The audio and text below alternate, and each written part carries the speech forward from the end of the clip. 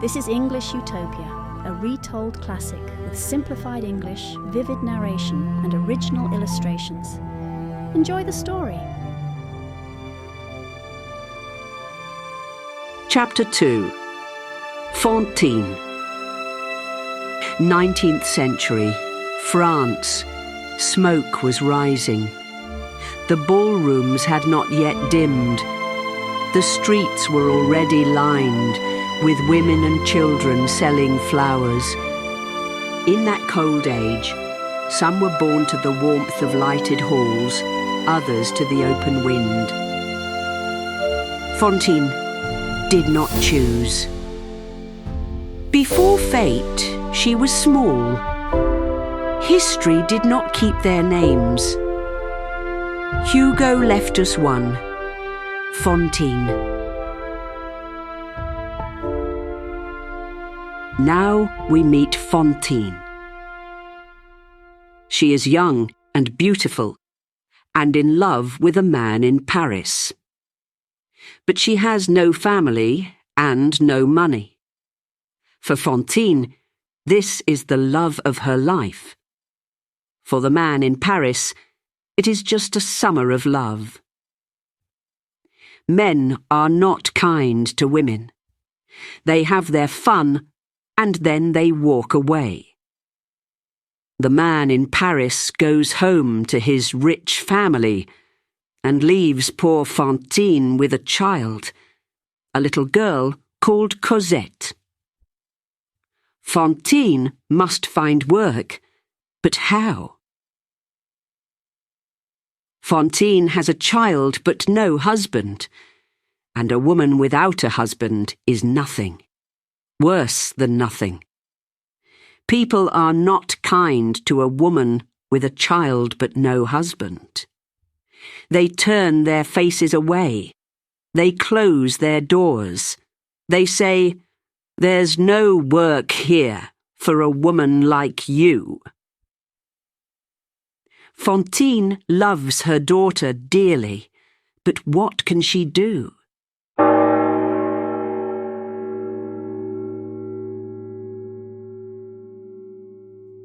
So, in 1818, in a village near Paris, she leaves her little daughter with Monsieur and Madame Thénardier. They ask for 7 francs a month. Fantine pays the money, holds her daughter in her arms for the last time, and leaves. She takes the road for her hometown of Montreuil, and tears are running down her face. There is misery in her heart. Poor Fantine. Poor Cosette. In Montreuil, Fantine finds work in a factory. This is the factory of Monsieur Madeleine, an important man in the town and very rich. Everybody likes him because he is a good man. He is kind to his workers, he helps people, and his factory gives many jobs to the townspeople. But who is he, this Monsieur Madeleine? Where did he come from? He arrived in Montreuil at the end of 1815. But nobody knows his family, or anything about him. Fantine sent money every month to the Thénardiers. They were not good people, and they used the money for their own daughters. Poor little Cosette was a hungry, dirty, unloved child. She worked all day. She cleaned the house, she carried water, she washed the clothes. But Fantine knew nothing of this, and she worked long hours to make money for Cosette. The next year, the Thénardiers asked for 12 francs a month.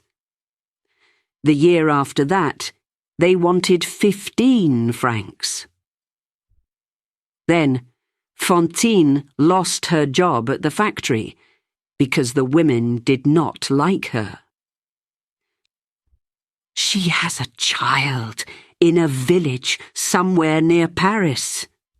Yes, and where's her husband? She doesn't have one. We don't want that kind of woman here. She must go. Fantine found work making shirts. It was hard work for little money. She was often ill, with a small, dry cough. The Thénardiers wrote again. Your daughter needs a warm dress for winter. Send 10 francs at once. Fantine did not have 10 francs. She thought long and hard and went to the barber in the town. She took off her hat and her golden hair fell down her back. That's beautiful hair, said the barber. What can you give me for it? 10 francs.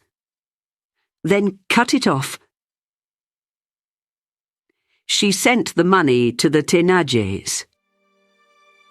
My daughter's not cold now, she thought. She's wearing my hair. Soon, another letter came from the Thénardiers. Send 100 francs, or Cosette must leave our house. 100 francs? How can a poor woman get that kind of money? There was only one way.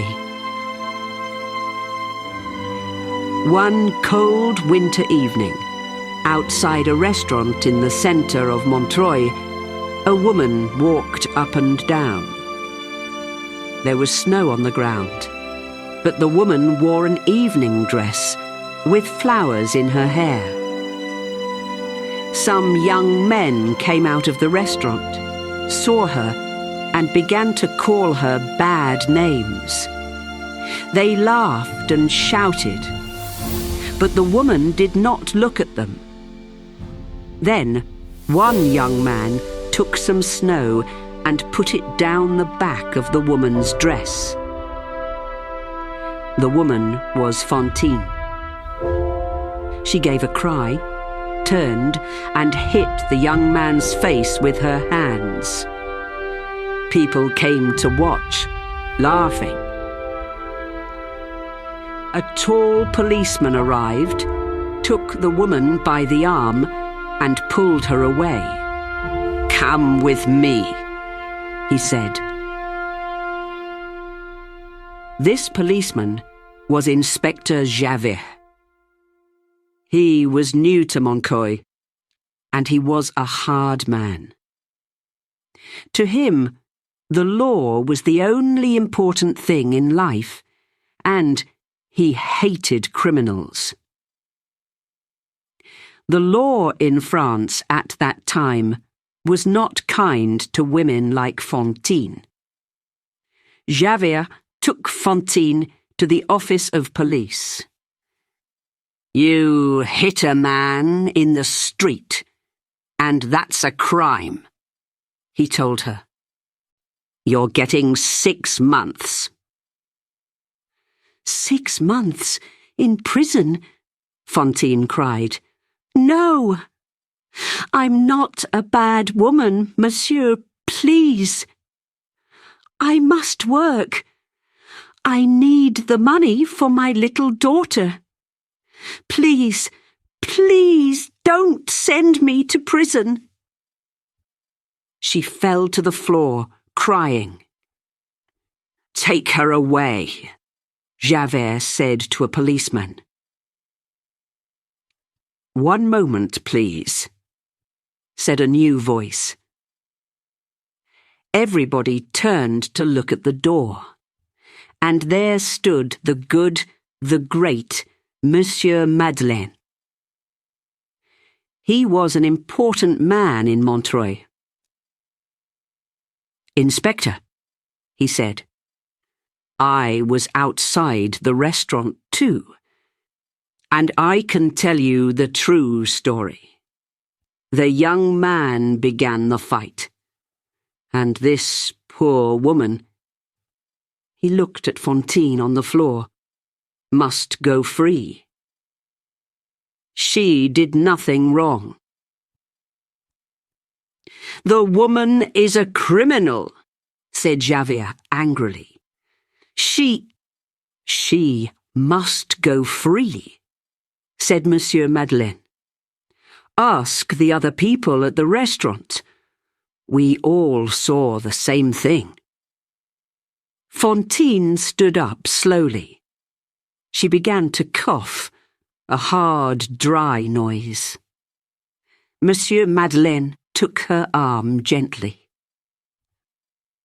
"My dear child, you are not well," he said. Javert's cold eyes stared at Monsieur Madeleine. "Do I know you from somewhere?" he said. "Were you ever at Toulon?" Monsieur Madeleine looked at him. His face did not change, but his eyes were suddenly very watchful. "No, I don't know Toulon," he said. Monsieur Madeleine took Fantine to the little hospital in Montreuil. She lay in bed and coughed and coughed. Monsieur Madeleine listened to her sad story, and the next day he sent money to the Thénardiers. "Now, you must get better," he told Fantine. "Cosette needs you." But Fantine did not get better. She was now very ill, and 5 days later the doctor spoke to Monsieur Madeleine. "Does she have a child, this poor woman?" he said. "Yes, a small daughter." "You must bring the child here, soon." Monsieur Madeleine went to sit by Fantine's bed. "Monsieur Madeleine, you are so kind to me. I want to see my daughter one last time. Please, can you bring Cosette to me? Please, monsieur." Monsieur Madeleine took her hand. "Of course I can," he said gently. And then the door of the room suddenly opened behind him, and Fantine cried out, "No! No!" Monsieur Madeleine looked round quickly.